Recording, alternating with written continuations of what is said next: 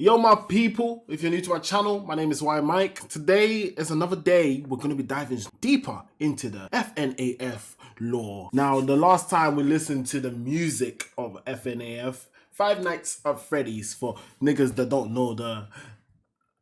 What's the word? Oh shit, I don't even know what's called. Anagram?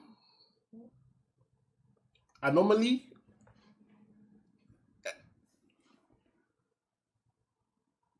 Anatomy? Oh, I'm butchering it. I'm fucking butchering it. Oh, I'm cringing even more. Oh, it's like I'm digging a bigger grave. You know what I mean. You know what I mean, innit? FNAF is. Let me know in the comments.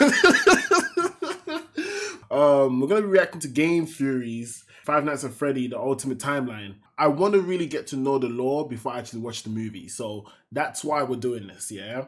So without further ado, ladies and gentlemen, we're gonna jump in and sit back, relax. Let's do this. Today we end the torment. 19 books, 11 games, 8 whole years, all leading to this moment. The ultimate FNAF timeline is finally complete. The pieces are in place for us. Now all we have to do is put this story of tragedy, jealousy, and loss back together. Okay. Let's see. Hello, Internet. Welcome to Game Theory, the show that feels like a kid revealing the class project that he's been working on all year. Except here, it's the class project that I've been working on for the past decade of my life. This my fucking mind. Cause from the music, we've learned a lot, man. We have an idea of what's going on. So him diving deeper into this is going to be it's a mind fuckery. I can tell already, mind fuckery. And I gotta admit, kinda nervous. I haven't attempted a timeline video on this franchise since 2018. Back in the days when Mike was the crying child, Afton coming back was actually a surprise, and Fazgoo wasn't a phrase I'd ever thought I'd have to utter. But since the last time I did something like this, we've had 3 more massive games, the death and revival of the FNAF movie, and more robot kids than you can shake a staff bot at. Robot kids. Exhausting trying to keep track of this whole franchise, which... From that alone, now I know all the robots are kids. They're not even adults. That's crazy. Honestly is why I'm here today. The lore at this point is complicated. It is full of speculation and theory. So to hopefully make it a little easier for everyone and to give us all a baseline to talk about this franchise moving forward into the future, it's time to reveal my current working FNAF timeline. But just before I do, I just want to explain a couple of things. First, this timeline... I just realized he calls it FNAF. Is massive. Seriously, it is huge. This thing towers over any video project we have ever done on the channel. But when you look at the totality of this franchise, the story of FNAF really boils down to the story of one man, William FNAF. His successes, his failures, his rise to becoming co-owner of one of the most successful restaurant franchises in the world, and his eventual fall to the monsters he helped to create, only to then be reborn in a new digital form later. That's why I've decided to split this timeline into 3 main chunks. The foundation of Freddy's, how the business started and how it came into being, the Afton era, William's decades-long murder spree, and post-Purple Guy. Basically modern FNAF, everything that happens after the pizzeria simulator fire. And because there are lots of new big revelations in this thing that seemingly come out of nowhere, as well as just points I want to talk about further, I decided to dedicate 1 episode to each chunk. I originally wanted it to be one seamless, continuous video. Homie, you spent 2 minutes on the intro. Come on, man. Let's speed things up. I'm excited. I'm excited to know what's going on. Can we hurry up, please? Just felt incomplete without some sort of explanation at the end of each one. Once this whole thing's done, I promise I'm gonna merge all the narrative bits into one massive video so you can just skip my explanations. But for now, this just felt like the best, most satisfying, most complete way to do this. That being said, this is still about the story, the broad strokes of the franchise. So in order to make sure that you guys know that I'm not just pulling answers out of thin air, not only am I discussing some of the more controversial bits at the end of each chunk, we're also putting in a handy little graphic in the bottom left-hand corner of the screen which will show thumbnails, video titles, books, and any other citations that we need throughout the video. So if you wish to understand that specific statement in more detail, exactly where we've taken it from. That way you can look at— Yo, this shit is deeper than I thought, bruv. I am so baffled. It's Five Nights at Freddy. Like, I knew it was a big horror game, but I didn't know that, the story behind it was that crazy. Like, you know when you're just watching something and you're just not paying attention to what it actually is? And when you find out that it's huge, it's mind blowing to me. Like, it's crazy. into those details for yourself. So sit back, grab some popcorn or your pitchforks if you're the type to get upset. I said that. Something controversial. And I said that too to you guys. Since this is going to be a video that you're going to want to come back to a few times in order to fully dissect. Without any For more real? waiting, I present to you the story of a loving, obsessive father who slowly descended into madness and along the way discovered the secret to eternal life. Our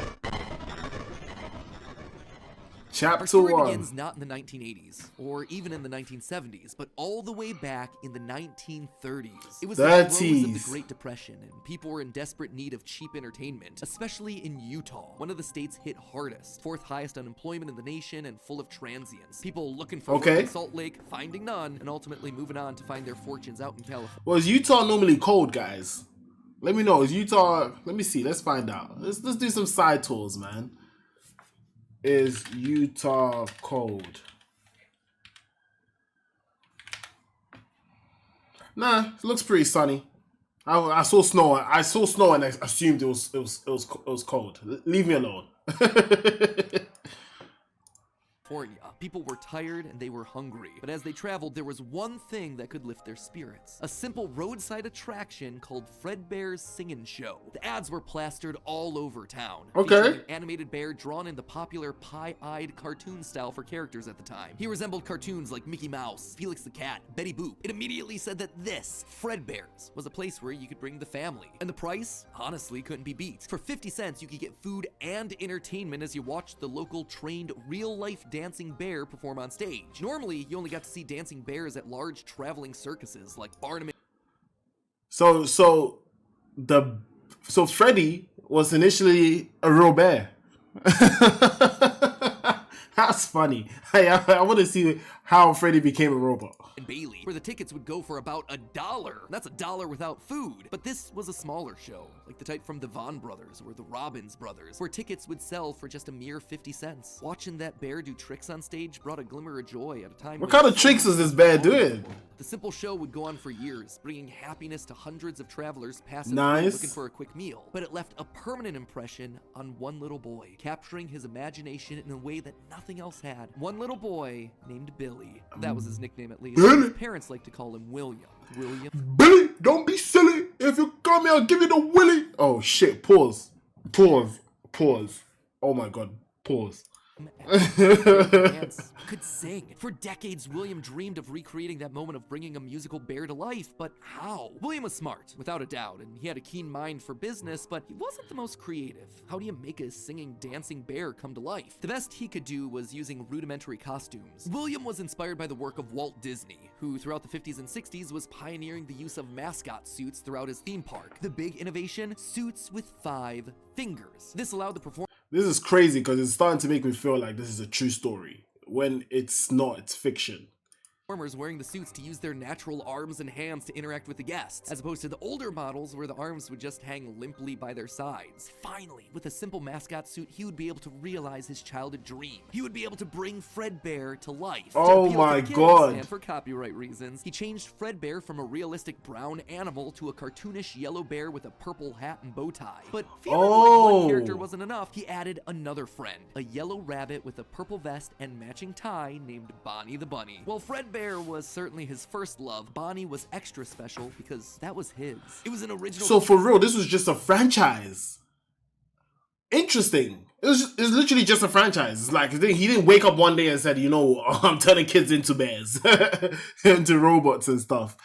That's insane. But how does he manage to put souls? And this is going to be mind blowing. I swear now, this is going to be sick.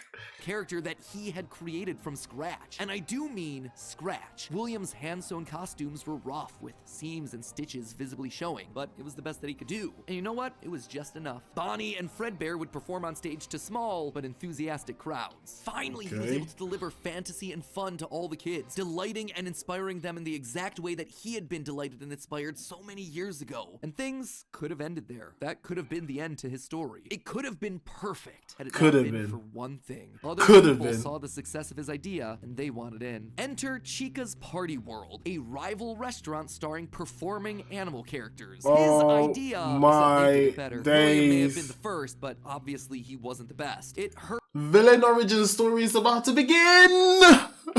is about to begin. The prideful William Afton to admit it, but this restaurant was able to do the thing that he always wanted to do: make the animals actually come to life. All of the performers in this restaurant were robots, simple metal skeletons that were powered by battery packs. Okay. All of them able to freely turn and talk and dance on their own, no human required. It was like magic. Magic that came from the mind of a brilliant creator named Henry Emily. This Henry, in some small way, had been able to harness the power of life itself. Afton admired him. He was jealous, to be sure, but he also looked upon this man with awe. Off to one side of Chica's party world was a small cabaret stage featuring an elephant magician. On the other, a hippo known to ramble on and on. That one was more of a joke for the parents, but it was the main stage that was for the kids. A rocking band of characters featuring a yellow chicken thing with a southern drawl. Chicken thing, yeah. A band of other country-themed characters, including a pig with a banjo, an upbeat frog from the local swimming hole, and a brown bear with a heavy southern accent. Wait. What? Henry created these bears. Interesting. A bear? But bears were his animals. Why not a cow or a horse? Something to fit the country theme a bit better. Why'd it have to be a bear? And adding insult to injury, they had the nerve to call this thing Ned Bear, a direct copy of his own Fredbear. Oh. No, that was not okay. Afton's jealous admiration turned to hardened bitterness. A bitterness that would grow for the next couple of years as families continued to choose Chica's party world. He's taking all your customers! Of the robots. Eventually, his restaurant would go bankrupt, only to get bailed out by, of course, Henry Emily. Another insult, another motherfucker!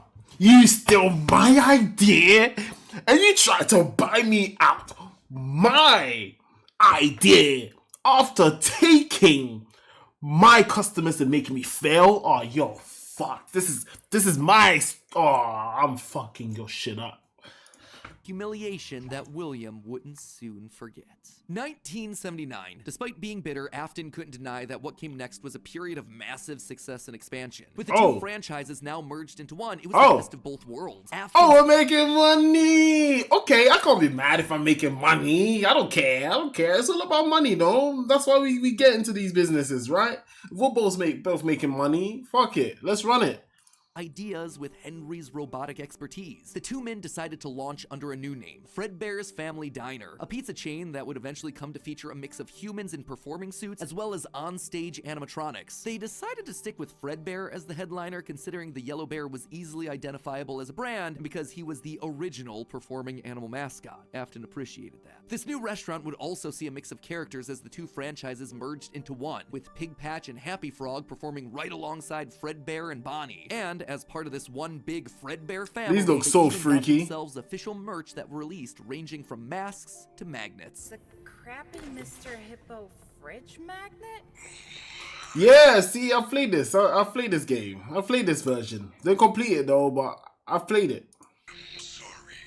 That said, not all the characters were winners. The reception to some characters was just mediocre, so they faded away into the dumpster, storage units, and retro budget tech stores of lost nostalgia, waiting for their chance to step back into the limelight if and when a headliner went out of commission. Others, though, would fare much better, like a new Pirate Fox, as well as a blue guitar-playing variant of the yellow Bonnie Bunny. Ultimately, the franchise would get so big, it would spawn its own cartoon show, Fredbear and Friends. Business was booming. In the end, Fredbear and Bonnie's popularity would be so strong that they would be able to support the Fredbear's Family Diner franchise all on their own, while also spinning off a new sister location dedicated to their friends. In 1983, Freddy Fazbear's Pizza launched, giving a dedicated home to all this new supporting cast of characters: Chica the Chicken, Bonnie the Blue Bunny, Foxy the Pirate, and of course the headliner, a brown Freddy Fazbear. Business was these good. robots Afton was are happy, so mostly. freaky. It did bother him that the one original character that he created, the one that he himself played, Golden Bonnie, got passed over for inclusion in that cartoon show. The only character in the roster of regulars to get ignored for the show, but other than that, things were going smoothly. He had himself a wife, 2 sons, a daughter, he had a thriving business, and best of all, he was able to learn the craft of robotics from the man that he both loved and hated, Henry. Together, they were constantly pushing the limits of what these characters could do.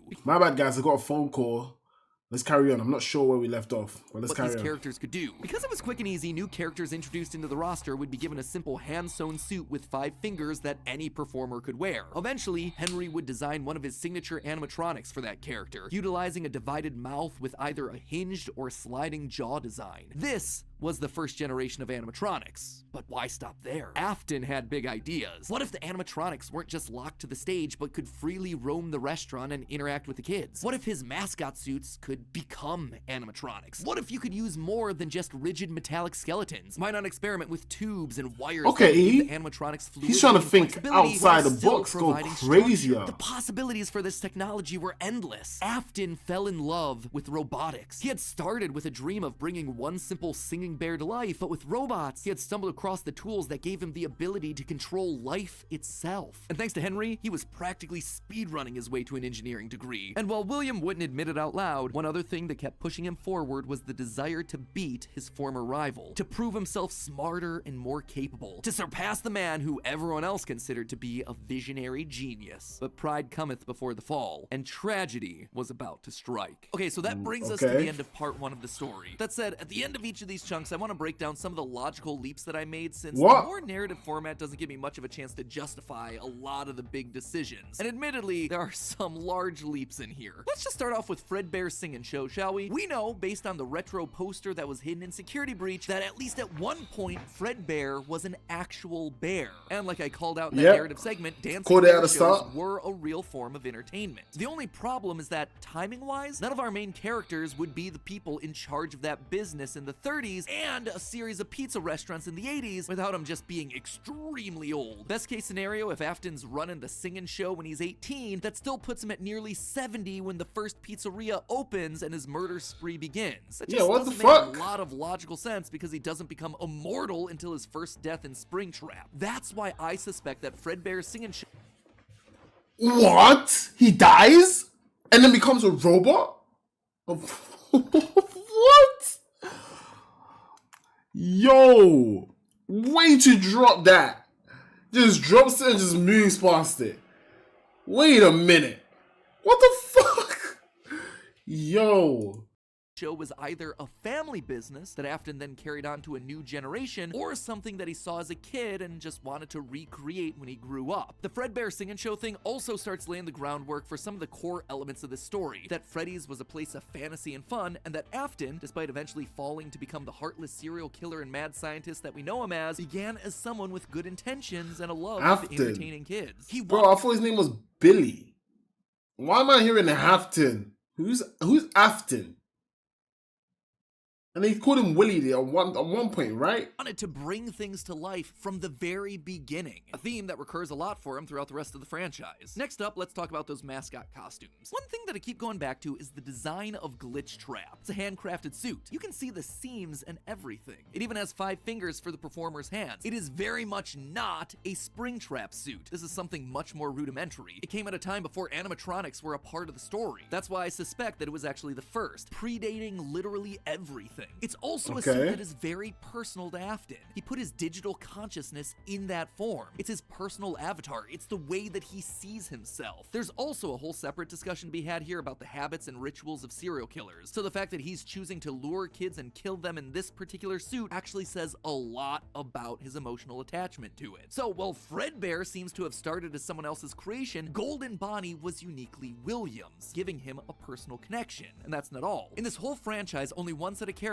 have themselves 5 fingers, the Nightmares. Even Golden Freddy, Fredbear, was a 5-fingered wearable suit at one point in the story, as we see in this shot from the graphic novel, before he, like everyone else, was turned into an animatronic. This seems to imply that all of the main characters had similar wearable mascot outfits at least at one point in time, and that whoever is having the FNAF 4 nightmares, if they even are nightmares, something that we'll touch on in part 2, saw those mascot suits specifically. Lastly, we have to talk about the elephant in the room. The literal elephant, Orville Elephant, as well as the rest of the mediocre melodies. For a while now, I've suspected that the mediocre melodies played a much more important role in the story than just being a bunch more animatronics to fill out the roster. Especially Ned Bear, which is just so suspiciously close to Fredbear. And yet, there are 2 Ned Bear is such a nerd.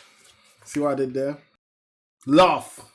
details that we're going to have to justify with any mediocre melodies mention. One, they're very rudimentary with external battery packs, implying that they come very early in the timeline. And two, we know that at minimum, Mr. Hippo does eventually become an official member of the extended Freddyverse. But if these things are supposed to be cheap, generic rip-offs, why would you be trying to rip off yourself? You wouldn't. You would be stealing someone else's ideas. So if Afton created Fredbear, there would have to be some rival franchise. The only other person who would likely be ripping him off, Henry. We've talked extensively about how the mediocre melodies are clearly Henry's design aesthetic, so it just has to be him. I don't think Henry's doing this maliciously. He doesn't strike me as the type. He was likely building the robots at the orders of someone else that was running a rival restaurant franchise. But that's enough motivation to start Afton down a path of jealous rivalry, but also begrudging admiration. As the Freddy Files Ultimate Edition says, it's important to revisit the beginning of Henry and William's relationship, so here you go. I think this is where it begins. Also, this is future Matt here. My muscle, I'm pulling the muscle. It seems like the recently released character encyclopedia has backed up all of this speculation. I've had this timeline written for about a month now, but I've also been holding off a bit to see what wrenches this character encyclopedia might throw into it. And on this particular point, I gotta say, it seems like we might actually have nailed it. They actively call out the suspicious similarities to the main Fredbear crew. Quote from one of the pages: Ned Bear looks like an imitation, altered just enough to avoid copyright issues. I don't know about you, but that seems to imply that we were right on the money. Yeah, they all were. of this, at one point, the franchises had to have merged. That's really the only way that you get Mr. Hippo from the rival franchise as part of the Fazbear crew. This also mirrors a lot of what happened in the real-life history of Chuck E. Cheese, with two rival restaurants, each with their own casts of characters, merging to become one unified brand. Again, we've gone into that in detail with other videos, just wanted to remind you all of that here. But wait, Chuck E. Cheese has like a similar background.